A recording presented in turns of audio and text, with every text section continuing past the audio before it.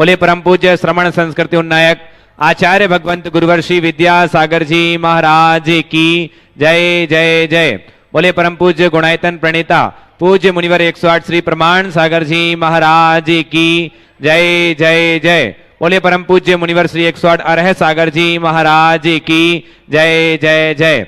बंधुओं, शाश्वत तीर्थराज सम्मेद शिखर की इस पावन तलहटी पर स्थित गुणायतन परिसर से मैं आप सभी का स्वागत करता हूं। विश्व के एक अनूठा कीर्तिमान जो पूज्य मुनिवर प्रमाण सागर जी महाराज की अद्भुत परिकल्पना की देन है। मैं निवेदन करूंगा जो लोग अब तक गुणायतन से नहीं जुड़े हैं तो आज ही जो नीचे चल रहे नंबर हैं उन पर संपर्क करें। साथ ही जो लोग यहाँ उपस्थित हैं सभी से निवेदन करूंगा एक स्वर्णिम इतिहास में अपना दान और योगदान देकर के अपने जीवन को धन्य कीजिए।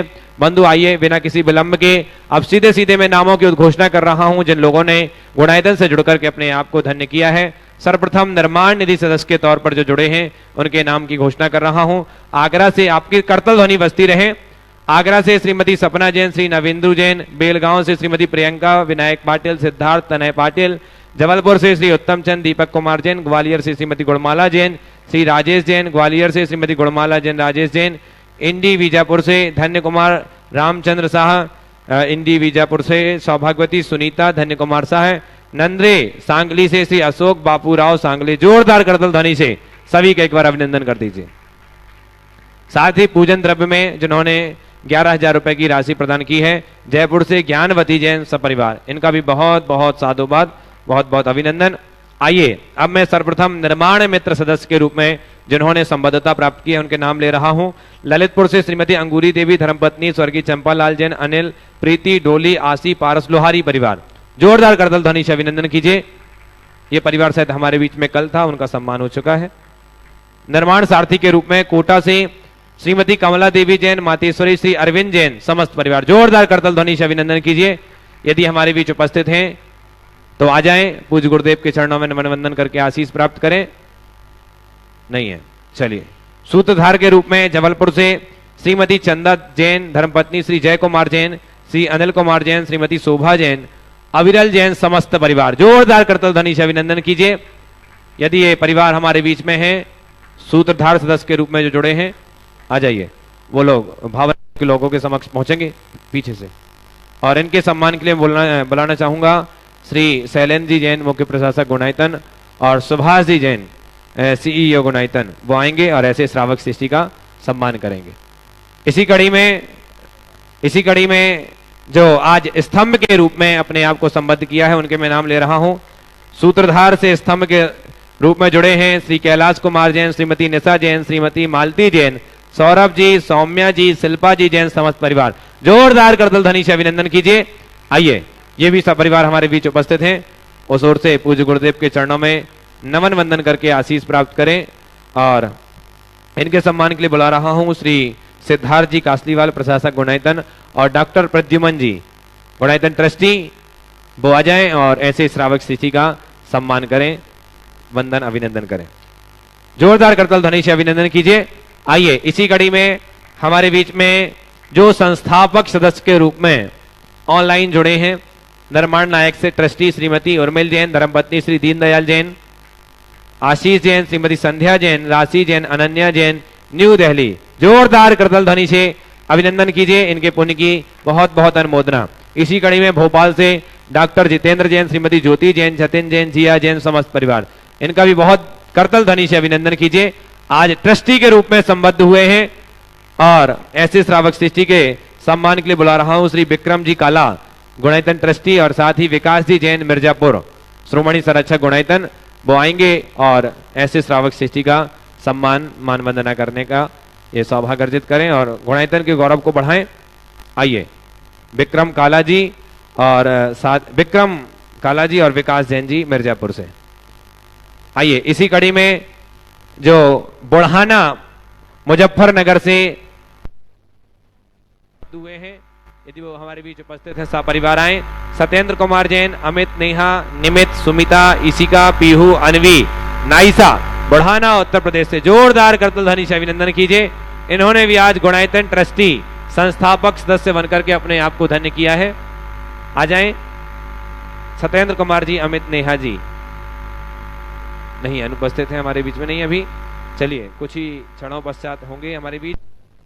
और अब मैं एक ऐसे नाम की उद्घोषणा कर रहा हूं जो ऐसा व्यक्तित्व जो तन मन धन से गुणायतन के लिए समर्पित है, ऐसे बड़े ही धर्मनिष्ठ व्यक्तित्व को आपके बीच बुलाऊंगा जिन्होंने आज संस्थापक सदस्य से श्रोमणी संरक्षक के तौर पर जुड़ने का सौभाग्य अर्जित किया। एक बार जोरदार करताल ध्वनि बजाइए। मैं अब नाम ले रहा हूं डॉक्टर सुभाष जखेरिया, श्रीमती किरण जखेरिया, श्री संतोष जखेरिया, डॉक्टर स्मिथ जखेरिया, समस्त जखेरिया परिवार। जोरदार करताल ध्वनि ऐसे व्यक्तित्व के लिए। आइए और आपकी करताल ध्वनि से उनका अभिनंदन पूरा गुणायतन परिवार करता है। और इनके सम्मान के लिए मैं बुलाना चाहूंगा श्री राहुल जी जैन IAS और साथ ही प्रेमचंद जी सागर गुणायतन ट्रस्टी, गुणायतन मंत्री हमारे बीच में हैं। उपकार एजेंसी वो आए और उनका, और हाँ राहुल जैन जी धर्मपत्नी से हमें सपत्नी आए और ऐसे श्रावक श्रेष्ठी का सम्मान करें। आ जाइए और जोरदार करताल ध्वनि से अभिनंदन। और माँ जी भी आ जाएं, माता जी भी, जो भी आपके परिवार से हैं सभी आ जाएंगे और उनका ऐसे श्रोमणी संरक्षक सदस्य का पटका पहना करके और सहरा वो लगा करके उनका सम्मान करेंगे। तिलक वंदन अभिनंदन कर रहे हैं। जोरदार करताल ध्वनि एक बार पुनः सभी दानवीरों के लिए। अब मैं नाम की उद्घोषणा कर रहा हूं जिन्होंने स्वर्ण दान गुणायतन के लिए दिया है, समर्पित किया है। श्री शंभू दयाल जैन, ब्राह्मणी जैन, ग्वालियर मध्य प्रदेश से इन्होंने लगभग 5 ग्राम स्वर्ण समर्पित किया। जोरदार करताल ध्वनि से इनके दान की अनुमोदना करें। बेलगांव कर्नाटक से सुनीता महावीर पुदाले ने लगभग 50 ग्राम स्वर्ण समर्पित किया गुणायतन के लिए। जोरदार करताल ध्वनि से अभिनंदन। यदि ये परिवार हमारे बीच में है उपस्थित, सुनील महावीर जी पुदाले, इन्होंने लगभग 50 ग्राम स्वर्ण समर्पित किया, यदि हैं तो वो भी आ जाएं और पूज्य गुरुदेव का चरण वंदन करके आशीष प्राप्त करें। और उनके सम्मान के लिए रहेंगी शकुन दीदी और साथ ही लता जी गंगवाल, गुणायतन मंत्री नहीं है, चलिए कोई बात नहीं।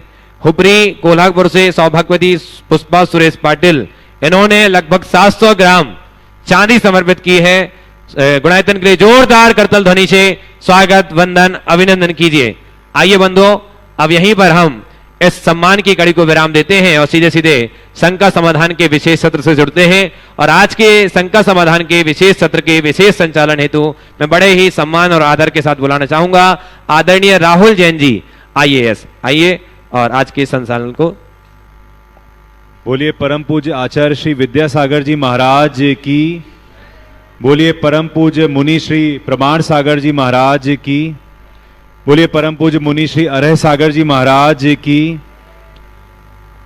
हम सभी आज मुनि श्री के समोचरण में, मुनि द्वय के समोचरण में हम अपनी अपनी शंकाओं के समाधान के लिए उपस्थित हुए हैं। और आप सब जैसे जानते हैं कि शंका समाधान हमारे लिए एक ऐसा अवसर है कि महाराज श्री हमारी हर तरह की शंका का समाधान करते हैं। और आज तीसरा दिन है जो अहिंसा सम्मेलन के अंतर्गत अधिकारियों के लिए महाराज श्री ने विशेष रूप से उनकी शंकाएं दूर करने के लिए हम लोगों को अवसर दिया है। और आज मुझे ये सौभाग्य मिल रहा है। मैं महाराज श्री को नमोस्तु करता हूँ। नमोस्तु महाराज श्री। और जो हमारे अधिकारी साथी यहाँ पर उपस्थित हैं वो और उनके परिवारजन अपनी अपनी शंकाओं के समाधान के लिए कार्यक्रम स्थल पे रहें। सबसे पहले मैं नाम लेना चाहूँगा।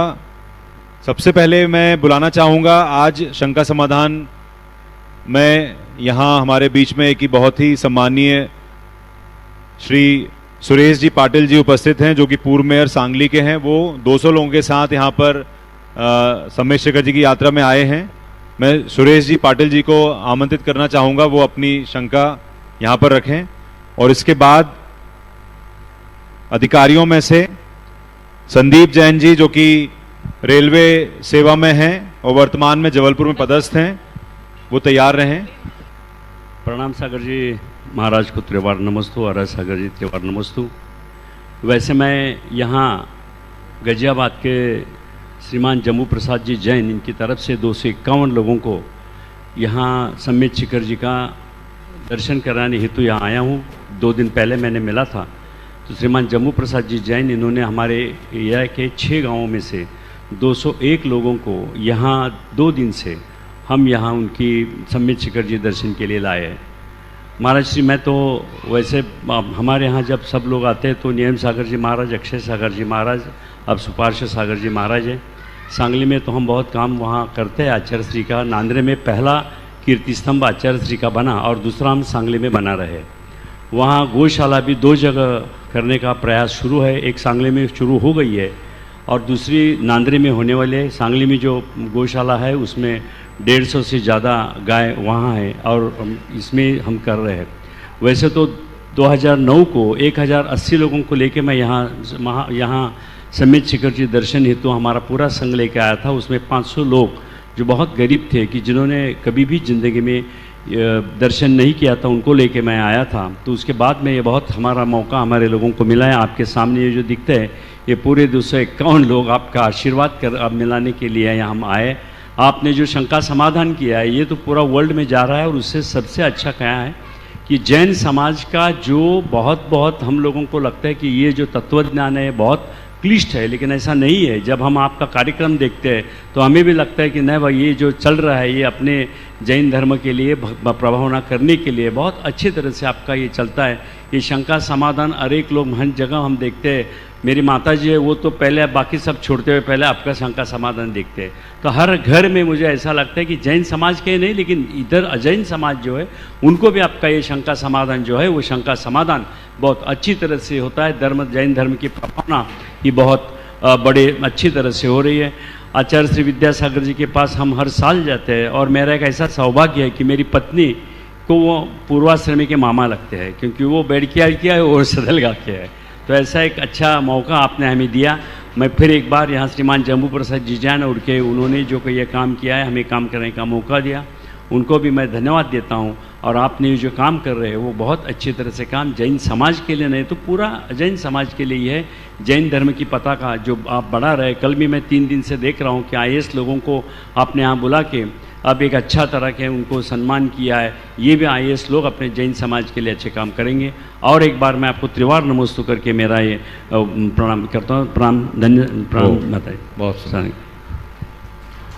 एक बार सुरेश जी पाटिल जी के लिए जोरदार तालियां बनती हैं क्योंकि ये गरीब लोगों को भी यात्रा करा रहे हैं और सम्मित शिखर जी वो शाश्वत तीर्थ क्षेत्र है कि जहां पर हम अपने जीवन में यदि एक बार भी यात्रा कर लें तो उसका पुण्य आप सब जानते हैं कितना मिलता है। इसके बाद दिल्ली से जबलपुर से श्री संदीप जैन जी सपरिवार और उनके बाद तैयार रहेंगे श्री धीरज जैन जी दिल्ली से जो कि सेंसस ऑफ इंडिया में पदस्थ हैं। पूज्य प्रमाण सागर जी महाराज और अरज सागर जी महाराज के चरणों में बारंबार नमोस्तु। महाराज जी आपके आशीर्वाद से आज हम सबकी जो पहाड़ वंदना थी वो सानंद संपन्न हो गई है।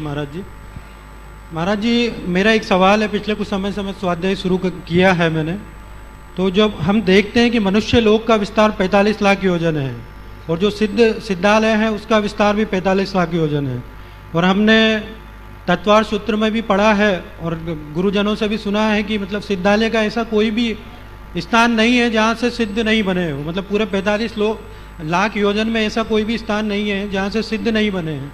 लेकिन महाराज जी एक शंका उठती है कि जो हम सिद्ध क्षेत्र के रूप में कुछ ही क्षेत्रों को प्रतिष्ठा प्राप्त है, तो ऐसा क्यों है महाराज जी? एक तो ये शंका है। अगर महाराज जी आपका आदेश हो तो एक और जिज्ञासा है महाराज जी। पहले एक का उत्तर दे दो फिर दूसरा। जी महाराज जी। देखिए बहुत अच्छा सवाल आपने किया है। 45 लाख योजन में पूरा मनुष्य लोक है और मनुष्य लोक के एक एक प्रदेश से सिद्ध हुए, ये यथार्थ। फिर भी इन सिद्ध क्षेत्रों की इतनी प्रमुखता क्यों? ये इसलिए कि हम आज जिन सिद्ध क्षेत्रों की आराधना करते हैं वे सब वर्तमान तीर्थ काल में निर्वाण प्राप्त भगवंतों की भूमि, इसलिए इन्हें सिद्ध निषिद्धिका कहते हैं। इससे पूर्व की 24 में, इससे पूर्व के कल्पकालों में अलग अलग स्थानों से हुए, पर ये जो स्थान है एकदम ताजे हैं। इनका सीधे ऋषभ देव से लेकर महावीर भगवान पर्यंत का तीर्थ काल से नाता है, इसलिए हम लोग इनको प्रमुखता देते हैं। हम लोग दूसरे शब्दों में कहें तो हमारे शास्त्रों में कहा गया है सभ्य शुद्धा हो शुद्ध नया, कहा गया हर आत्मा सिद्ध है, पर हम पूजा किसकी करते हैं? जो सिद्ध हो गए, हाँ, जो सिद्ध, जिन्होंने सिद्ध पद प्राप्त कर लिया। क्यों? हर आत्मा सिद्ध है, पर हमें सिद्ध दिखते कहाँ हैं? हमें दिखने लगे तो हम प्रणाम कर देंगे। हर भूमि सिद्ध भूमि है, पर हमें उसका आभास नहीं होता, क्योंकि उस भूमि को हमने अशुद्ध कर दिया है। ये सिद्ध भूमि है, इसे शुद्ध बना के रखा है, यहां हमें शुद्ध प्रेरणा मिलती है, इसलिए यहां वंदना करते हैं। इसलिए एक सलाह दूंगा, जितने भी सिद्ध क्षेत्र हैं उनकी शुद्धि को बनाए रखने का उपक्रम करो।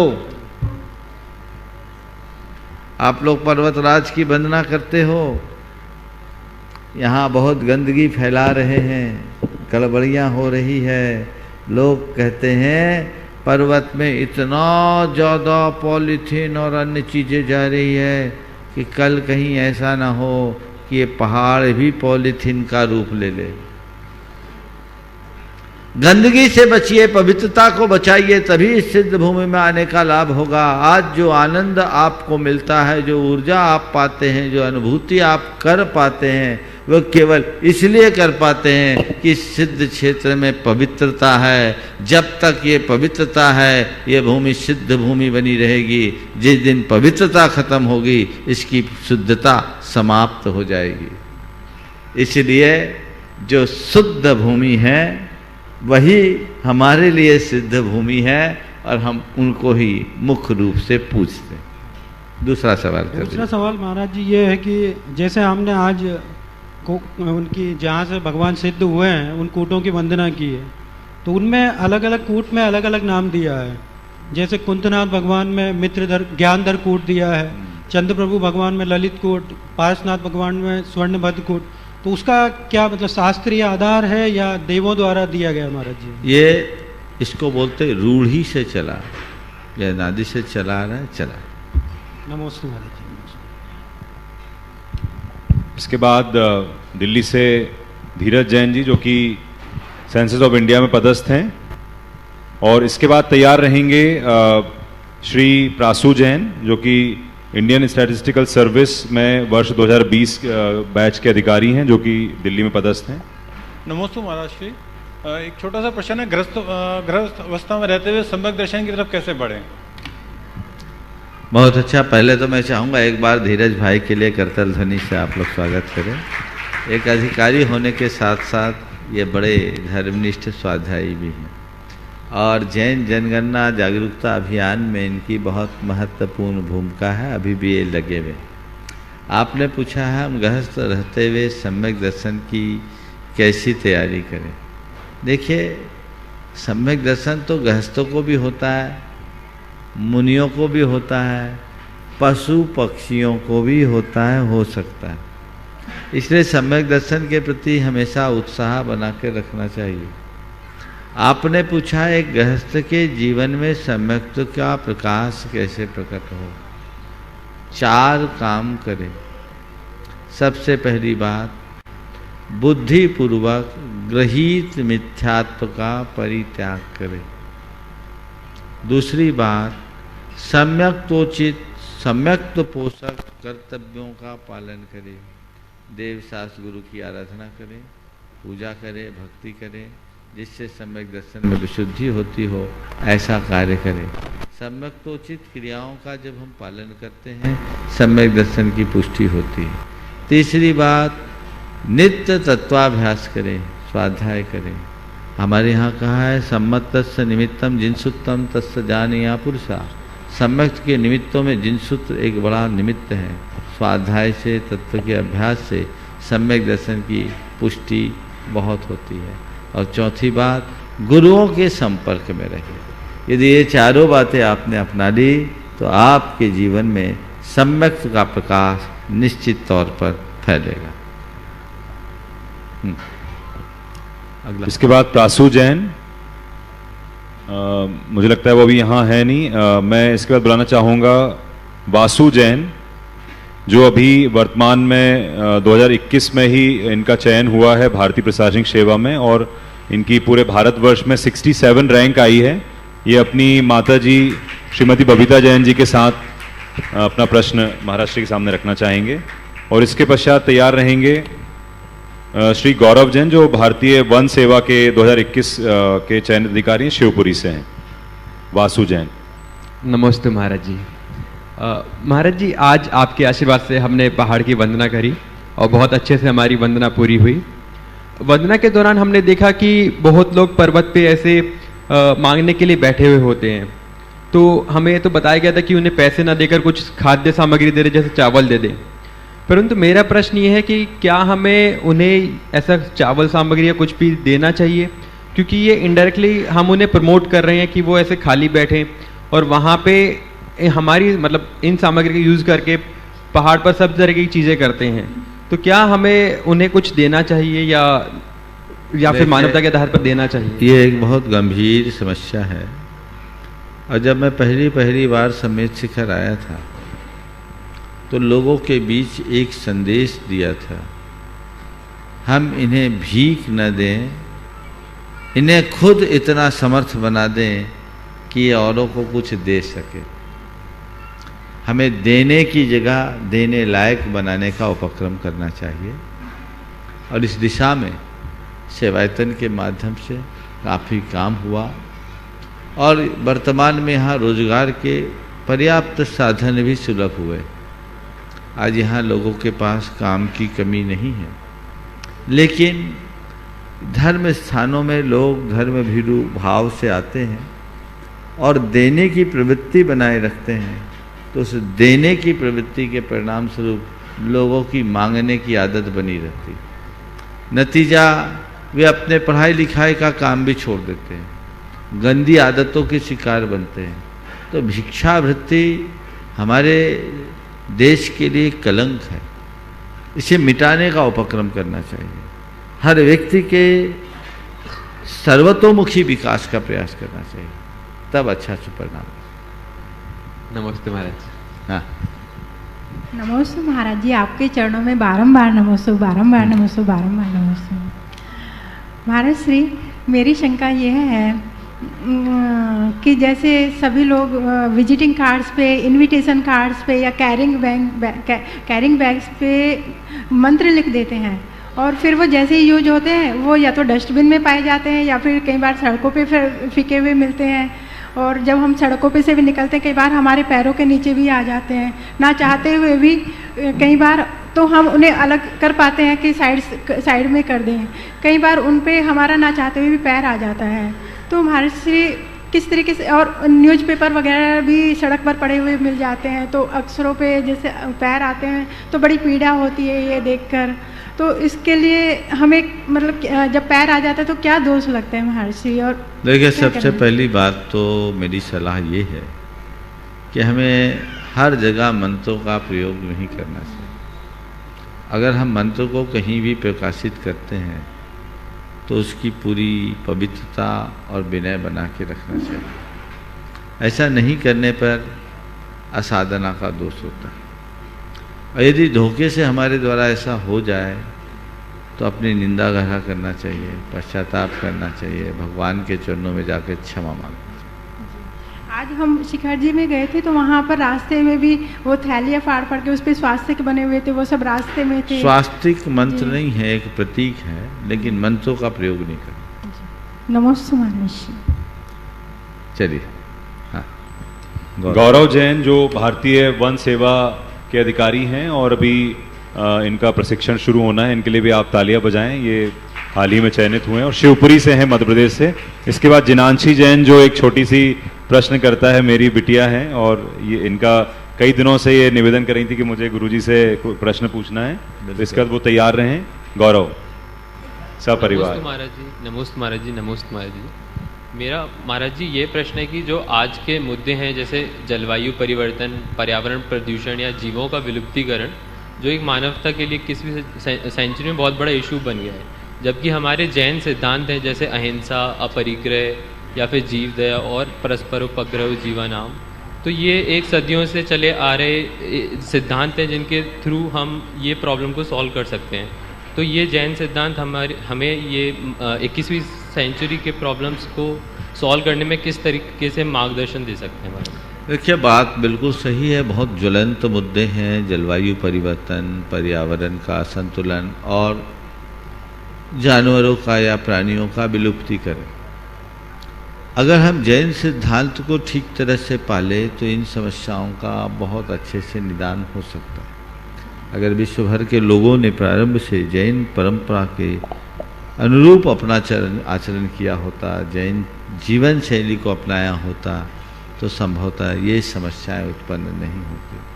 तो इस तरह की समस्याओं को उत्पन्न करने में जिम्मेदार हम स्वयं हैं, और इसके लिए हमें चाहिए कि अब हम पूरे विश्व भर में लोगों के हृदय में एक अलग जगाएं, ऐसी अलग जगाएं जिससे लोग इस तरह के कार्यों से बचें, पर्यावरण को क्षति पहुंचाने के कृत्यों से बचें, जलवायु के संतुलन को ठीक करने के लिए कोशिश करें। मूलतः पर्यावरण सुधरेगा तो जलवायु में भी काफ़ी कुछ बदलाव आएगा, और अहिंसा को आत्मसात करेंगे तो हम प्राणियों की विलुप्ति से भी बचा सकेंगे। हमें उनके संरक्षण के लिए भी विशेष उपक्रम करने की आवश्यकता है।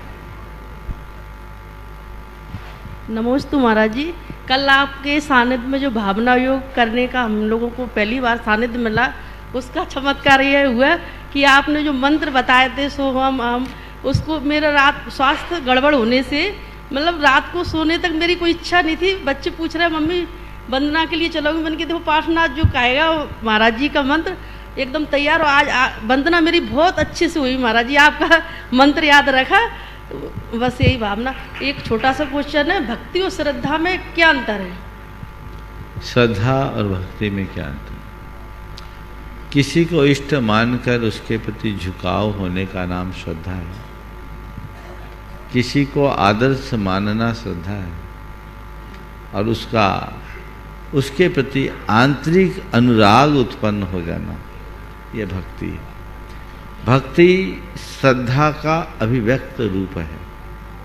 हृदय में पहले श्रद्धा होती है, बाद में भक्ति होती है।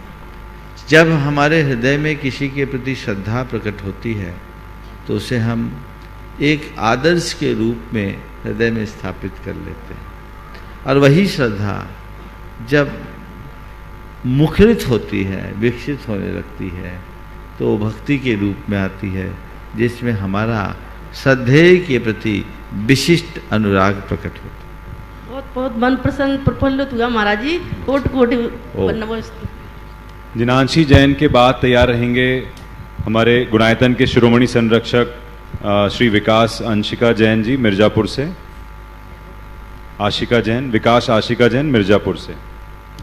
नमोस्तु महाराज श्री, कल आपने जो थीम गुणायतन में हमें घुमाया था तो वहाँ बच्चों के लिए बहुत अच्छी अच्छी चीज़ें हैं, तो हमें जब असली समूह शरण में जाना रहता है तो हमें क्या क्या करना पड़ता है? बहुत अच्छा, छोटी सी बच्चे ने बहुत अच्छा सवाल किया। हमें जब असली समूह शरण में जाना होता है तो क्या करना पड़ता है? देखो, समूह शरण की एक ऐसी विशेषता होती है कि वहाँ बच्चे, बड़े, आदमी, जानवर सब समान हो जाते हैं। समझ गए? समूह शरण किसको कहते हैं? जहाँ सभी को बराबरी से शरण मिले उसका नाम समूह शरण। समझ गए? सब इक्वल है। तो बच्चे जब जाते हैं तो बच्चों को भी ऐसा लगता है जैसे सब कुछ मेरे लिए। समझ गए? तो वहाँ का वातावरण ऐसा होता है जो हर व्यक्ति को खूब आनंद से भर देता है। समझ गए? तो जैसा यहाँ समूह शरण में आप देखोगे ना, वैसे ही वहाँ दिखेगा। जाने के लिए क्या करना पूछा है ना, तो उसका ये आशय क्या करना पड़ता है। तो बस जैसे जाते हैं हम लोग, अपने आप रास्ता मिलता है। वहाँ सीढ़ियाँ होती है 20,000, पर चढ़ना नहीं पड़ता। जैसे आप एरोप्लेन में चढ़ते हैं ना, वैसे ही एक के बाद क्या एस्केलेटर सिस्टम होता है ना, हाँ, एस्केलेटर, तो वो सिस्टम वैसा बना रहता है। और अपने आप चले जाओ, खूब लंबे चौड़े समूह शरण में घूमोगे भी तो थकोगे नहीं। ठीक है ना? चलो। श्री विकास जी, आशिका जी के बाद तैयार रहेंगे डॉक्टर सुभाष जकीरिया जी, जो कि शिरोमणि संरक्षक हैं गुणायतन के।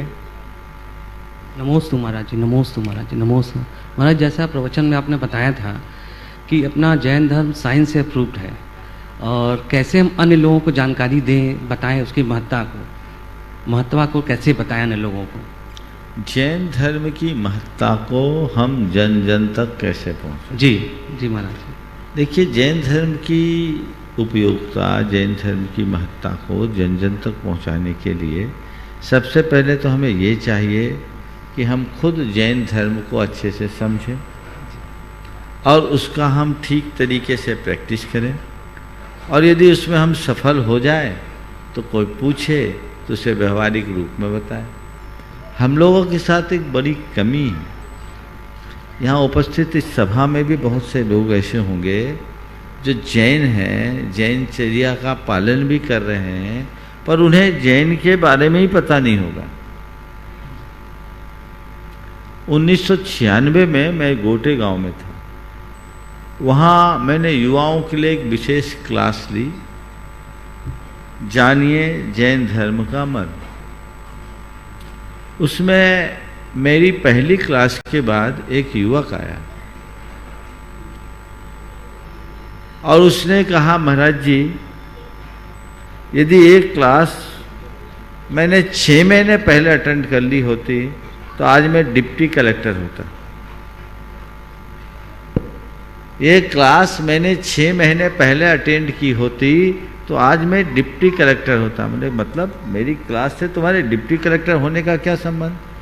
उसने कहा, महाराज जी, मैं पीएससी में उत्तीर्ण होकर इंटरव्यू के लिए गया और मेरा नाम जैन था, तो जिन्होंने मेरा इंटरव्यू लिया, जैसे जैन के लिए पूछा जिन का अर्थ क्या होता है, मुझसे पहला प्रश्न किया जिन का अर्थ क्या होता है। महाराज, मुझे पता नहीं था जिन किस चिड़िया का नाम है, मैंने कुछ बोल नहीं पाया, मेरा पूरा इंटरव्यू बिगड़ गया, क्योंकि मुझे मालूम ही नहीं था। मैंने बाकी बातें पढ़ी पर जैन धर्म की बातें नहीं पढ़ी। तो ये क्लास पहले लगी होती ना तो आज मैं डिप्टी कलेक्टर हो गया होता। तो मैं आप लोगों से कहता हूँ, हर व्यक्ति को चाहिए कि आप जिस धर्म का अनुपालन करते हैं उसके मूलभूत सिद्धांतों को समझे, उसको प्रैक्टिस करें, और फिर लोगों को अगर कोई पूछे तो उसे अच्छे तरीके से समझाने की कोशिश करें। और यदि ऐसा हम नहीं कर पाएंगे तो हमको उसका वांछित परिणाम नहीं मिलेगा। तो आपने पूछा है कि हम लोगों तक जैन धर्म को कैसे पहुंचाएं, तो शुरुआत स्वयं से करें। हम अंधेरे में रहकर दूसरों को उजाला नहीं दे सकते, इसलिए हमें खुद उजाले में रहने का अभ्यासी होना होगा। अपने आचरण से, अपने व्यवहार से कुछ पढ़े पढ़ाएं। और आज तो संचार क्रांति का युग है, हम बहुत सारी सामग्री उन तक पहुंचा करके ये कार्य कर सकते। हाँ, शिरोमणि संरक्षक डॉक्टर आशिका पूछेगी। हाँ बोलिए। नमोस्तु गुरुदेव। गुरुदेव, आत्मा और चेतना में क्या अंतर, ये एक है कि अलग अलग है? आत्मा और चेतना में क्या अंतर है? उतना ही अंतर है जितना मनुष्य और मानव में। मनुष्य और मानव में क्या अंतर है? कोई अंतर है? नहीं। कोई अंतर नहीं, शब्द भेद है। ऐसी ही चेतना ही आत्मा है। अच्छा, समझ गए? अथवा अगर अंतर हम करें तो ऐसा कर सकते हैं कि आत्मा एक तत्व है, जीव है, द्रव्य है, और चेतना उसका एक विशिष्ट गुण जिससे उसकी पहचान होती। नमोस्तु गुरुदेव। शिरोमणि संरक्षक डॉक्टर सुभाष जकेरिया जी के बाद तैयार रहेंगे डॉक्टर जितेंद्र जैन जी, जो कि गुणायतन ट्रस्टी हैं, भोपाल से हैं। नमोस्तु महाराज जी, नमोस्तु नमोस्तु। आपके साथ जुड़ा रहूँगा, ये हमारा बहुत बड़ा सौभाग्य है महाराज जी। परसों आपका जो प्रवचन हुआ था समता के बारे में, भावना योग से समता बढ़ाने के बारे में, और आपने कहा था यदि कोई समता नहीं रख पाता तो दिन भर जपता रहे कि मैं सहज हूँ, मैं सहज हूँ, मैं सहज हूँ। महाराज जी बोलते हैं कि चैरिटी स्टार्ट्स एट होम। तो मैंने अपनी धर्म पत्नी को ये बताया कि अब दिन भर जपा करो कि समता है, मैं मैं साम्य हूँ, मैं समता में हूँ, मैं समता में हूँ।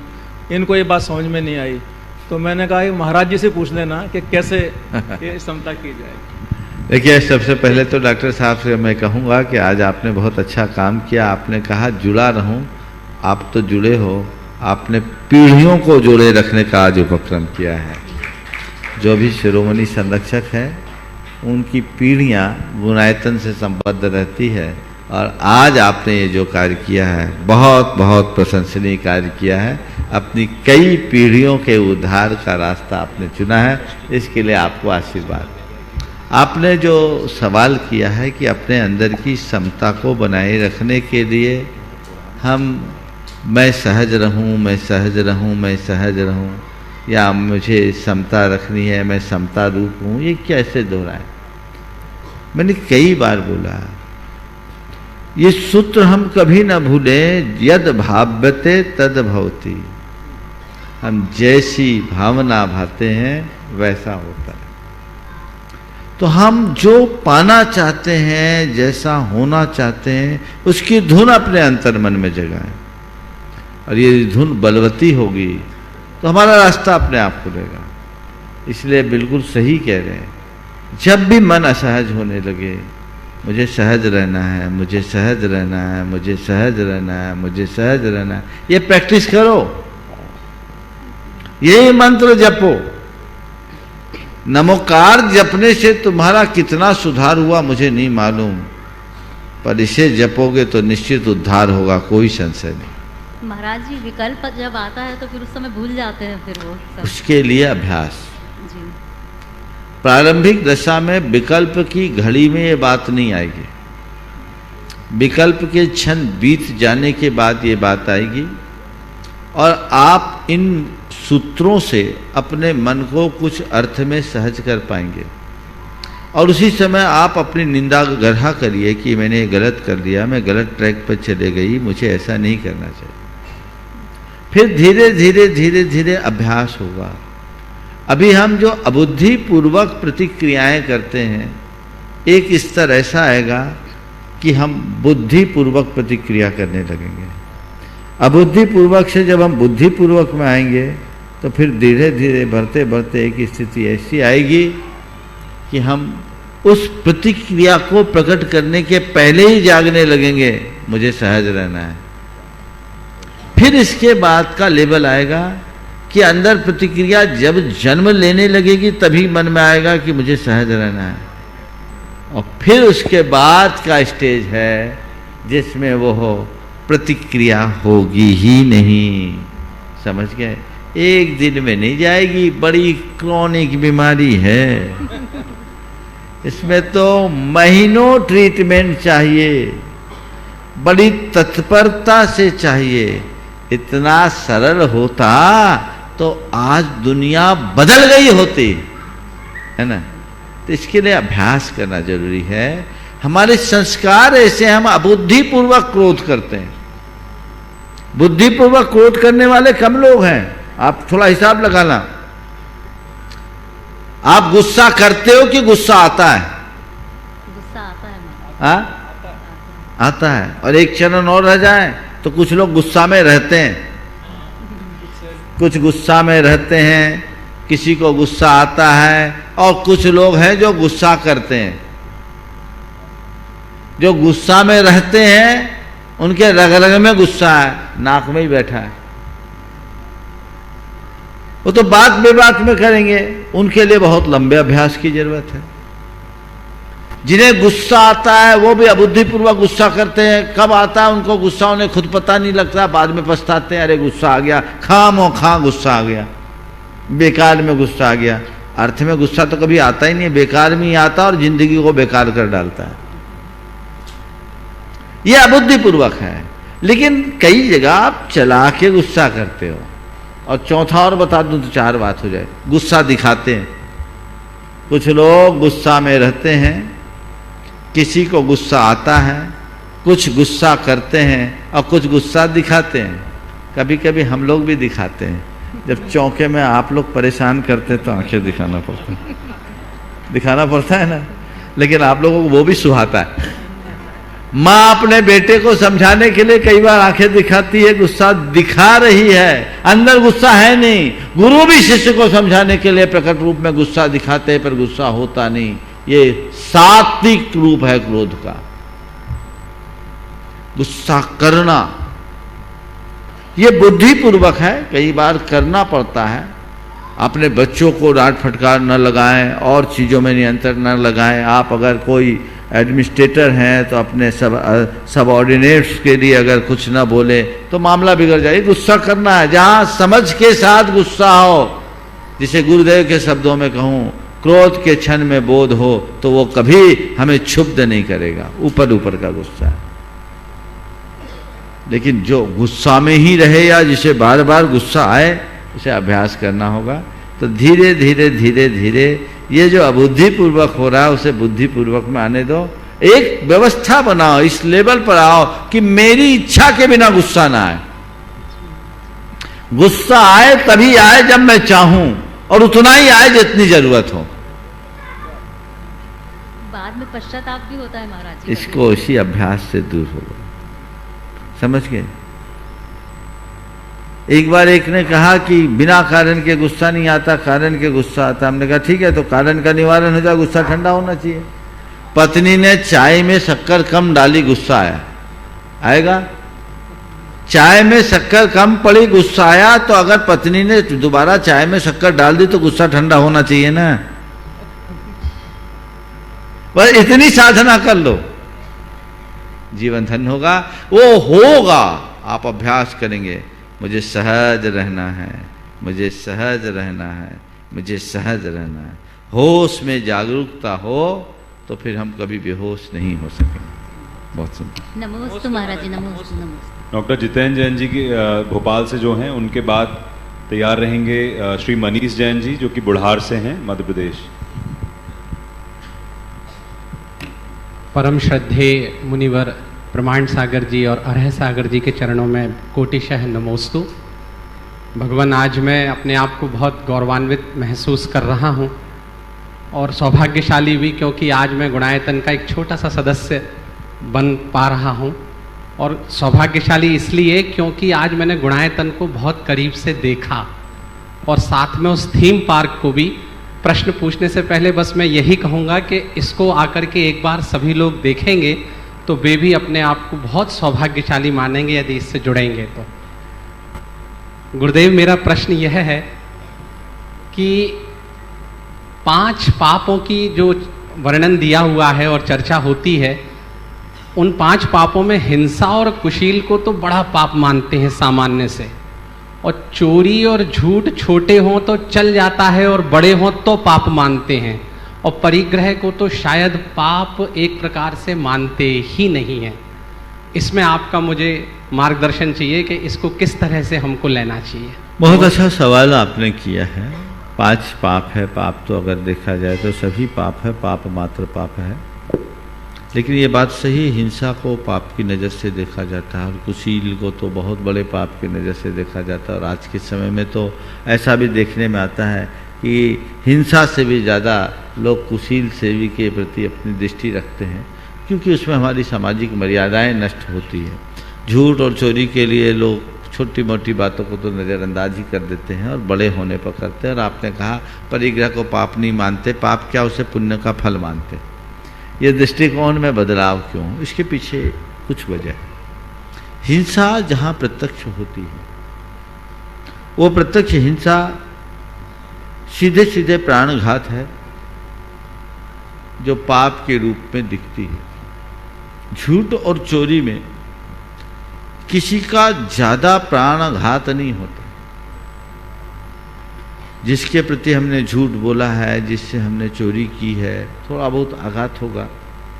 लेकिन इसे दूसरे शब्दों में समझे, किसी को कोई गोली मारे और किसी को कोई चांटा मारे, या किसी को कोई केवल गाली दे, प्रताड़ना तीनों में है।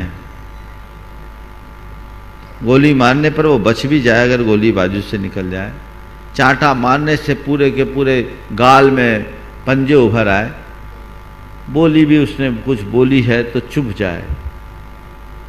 लेकिन क्या तीनों स्तर का पाप समान होगा? नहीं। गोली मारना यानी उसे जान से मारने का प्रयास, ये हिंसा है। समझ गए? झूठ गाली बकने जैसा है, चोरी थप्पड़ मारने जैसा है। समझ गए? चोरी थप्पड़ मारने जैसा है, लेकिन कुशील मर्यादा को तोड़ता है और उसमें हिंसा तो है ही। हिंसा तो सब पापों में है। इसलिए अगर कोई किसी को चांटा मारे, गाली दे तो उसे नज़रअंदाज कर दिया जाता है, लेकिन कोई किसी जान से मारने का प्रयास करे तो उसे कभी नहीं बख्शा जाता। हिंसा को इसीलिए निंद दृष्टि से देखा जाता है, कुशील को इसीलिए निंद दृष्टि से देखा जाता है। चोरी और झूठ समाज में मानने जैसा हो गया, क्योंकि उससे लोगों का बहुत ज़्यादा नुकसान नहीं। अब आते हैं बात परिग्रह की। परिग्रह जो पाप है, परिग्रह अपने आप में पाप नहीं है। परिग्रह को पाप केवल इसलिए कहा जाता है क्योंकि उसके अर्जन में पाप है, रक्षण में पाप है, संवर्धन में पाप है। पाप से जन्मता है और पाप को जन्म देता है, इसलिए पाप है। वो पाप का बेटा भी है और पाप का बाप भी है, इसलिए बेटा वो पाप है। समझ गए? पाप से जन्मता है, पाप को जन्म देता है, इसलिए पाप है। पर परिग्रह में प्रत्यक्ष रूप से जब तक व्यक्ति अनैतिकता का रास्ता ना अपनाए तब तक किसी को कोई तकलीफ नहीं होती। इसलिए समाज में परिग्रह को उस दृष्टि से नहीं देखा जाता। हालांकि ये हमारी आध्यात्मिक उन्नति में बाधक है और परिग्रह के निमित्त से हिंसा आदि भी होते हैं, इसलिए परिग्रह को पाप मानना चाहिए, उसमें आसक्ति नहीं रखना चाहिए और उसके उपार्जन में होने वाले पाप को हमेशा याद रखना चाहिए, उसे कभी भूलना नहीं चाहिए। यदि ये बातें ध्यान में रखें तो कभी कुछ भी गलत हो ही नहीं सकता। और आज के सारे सामाजिक मूल्य अर्थ पर आधारित है, अर्थ मूलक ही सारे सामाजिक मूल्य बन गए। पैसे से ही व्यक्ति की प्रतिष्ठा जुड़ गई, तो इसलिए आज वैसी दृष्टि हो जाती है। तो परिग्रह को लोग पाप की दृष्टि से नहीं देखते। लेकिन दूसरी तरफ देखो, कोई अनैतिक कार्य करके धन इकट्ठा करता है, उसकी तरफ हमारी क्या दृष्टि रहती है? उसे अच्छा मानते हैं? नहीं मानते। तो मतलब क्या है? परिग्रह भी जब तक मर्यादा के भीतर है तब तक शोभा है। और हमारे तीर्थंकर भगवंतों ने जो उपदेश दिया उसमें बहुत ध्यान देने की बात है। उन्होंने कहा हिंसा का पूरी तरह त्याग करो, संकल्पी हिंसा से बचो। झूठ, स्थूल झूठ छोड़ो, स्थूल चोरी छोड़ो, क्योंकि मुझे मालूम है तुम झूठ और चोरी से नहीं बच सकोगे। शील का पूर्णतया पालन कर सको तो ठीक है, नहीं तो कुशील का त्याग करो। विवाहपूर्व और विवाहेतर संबंधों को छोड़ो ताकि तुम सामाजिक मर्यादाओं के भीतर रह सको। लेकिन परिग्रह के विषय में सीमित परिग्रह रखो, उसमें आसक्ति मत रखो। इसलिए अगर परिग्रह हमारे पास है और उसके प्रति आसक्ति नहीं है तो वो स्वीकार है। चक्रवर्तियों के पास भी परिग्रह होता है जो स्वीकार है। नमोस्तु। बुढ़ार से मनीष जी के बाद तैयार रहेंगे विदिशा से डॉक्टर रीता जैन जी। गुरुवर के चरणों में बारंबार नमोस्तु नमोस्तु नमोस्तु। गुरुधर, मैंने सुना है कि धर्म में भी पढ़ा है कि सबसे उत्कृष्ट अगर कोई चीज होती है वो है तीर्थंकर नाम प्रकृति का बंध, और गुरुवर सबसे निकृष्ट चीज होती है वो है मिथ्या। गुरुवर, हम ये पूछ रहे हैं कि मिथ्या हम लोग अपने 24 घंटे के रूटीन में क्या क्या कर बैठते हैं अनजाने वश, और हम इसे कैसे बचे? देखिए, मिथ्यात्व हमारे जीवन का सबसे बड़ा अभिशाप है और तीर्थंकर प्रकृति तो हमारे जीवन की सबसे पुण्यतम स्थिति है। मिथ्यात्व से बचे रहने के लिए एक ही कार्य है बुद्धिपूर्वक गृहित मिथ्यात्व का परित्याग करें, मिथ्यात्व पोषक कार्यों से बचें और सम्यक तो पोषक कृत्यों से अपने आप को जोड़ के रखें, तभी हम ऐसा कर सकते। नमस्ते गुरुदेव। विदिशा से डॉक्टर रीता जैन आ रही हैं, तब तक महाराज श्री एक ऑनलाइन जिज्ञासा प्रासू जैन जो अहिंसा सम्मेलन में यहाँ भाग लेने आए थे, वो आज वंदना करके लौटे हैं और वो अपनी वंदना के बाद यहाँ नहीं आ पाए हैं। तो उनका एक प्रश्न महाराज श्री ऑनलाइन जिज्ञासा में आया कि क्या स्वाध्याय, पुरुषार्थ, देवदर्शन और कठिन परिश्रम से पिछले जन्म के बुरे कर्मों पर विजय पाई जा सकती है या फिर उन बुरे कर्मों का फल भुगतना ही पड़ेगा? नमोस्तु महाराज श्री। देखिए, स्वाध्याय, पुरुषार्थ और सत्कर्म से हम अपने कर्मों का बहुलांश में नाश कर सकते हैं, क्षय कर सकते हैं। हमारे यहाँ इन सब बातों को तो जाने दीजिए, हमारे शास्त्रों में इतना लिखा है, जिनेन्द्र दंसन पूजन वंदन नमन स्नेही बहु कम पदेशान निज्जर उलम बादो। भगवान के दर्शन, वंदन, पूजन, नमस्कार और पूजन से बहुकर्म प्रदेशों की निर्जरा होती है। तो ये पुरुषार्थ यही है जो हमारे कर्मों को नष्ट करता है। तो हमारा जो अतीत में कर्म बंधा है, हम उसे भोगने के लिए बाध्य नहीं है। यदि हम वर्तमान को संभालते हैं तो हम अपने अतीत को भी संभाल सकते हैं। नमोस्तु महाराज जी, नमोस्तु नमोस्तु नमोस्तु। महाराज श्री, मुझे कैंसर हुआ था और फिर मैंने कीमोथेरेपी के दौरान भावना योग किया और मुझे कोई भी पेन किलर नहीं लेनी पड़ी। डॉक्टर ने मेरे से पूछा भी कि मतलब तुमने कोई और दवाई ली या कुछ। मैंने भावना योग का इसलिए नहीं बताया कि उसे प्रूफ करना थोड़ा कठिन था। मतलब हर व्यक्ति भावना योग के शब्दों को तो हम बता सकते हैं किसी दूसरे को ठीक करने के लिए, लेकिन अंतर्मन की स्थिति सबकी वैसी होगी, प्रूफ करना मुश्किल है। जैसे मैं कहती तो वो और दूसरों का कहते। मैंने बहुत सारे प्रयोग किए, एक दो मैं बता रही हूँ। एक तो मैंने स्कूल में बच्चों को कहा कि पहले भावना योग अपन करते हैं 5 मिनट और उसके बाद पढ़ेंगे। एक बच्चा जिसके 10th में 60% मार्क्स भी नहीं आए और वो 95 मार्क्स कोविड में केवल भावना योग, और उसने मेरे वीडियो देखे और उसने कहा कि मैडम इतने जल्दी याद होता। मेरे ऊपर मैंने एक प्रयोग किया कि सर भावना योग के बाद पहले मैंने बीएससी के एग्ज़ाम दिए, प्री और मेंस क्लियर हुआ और इंटरव्यू से 2 बार बाहर हुई।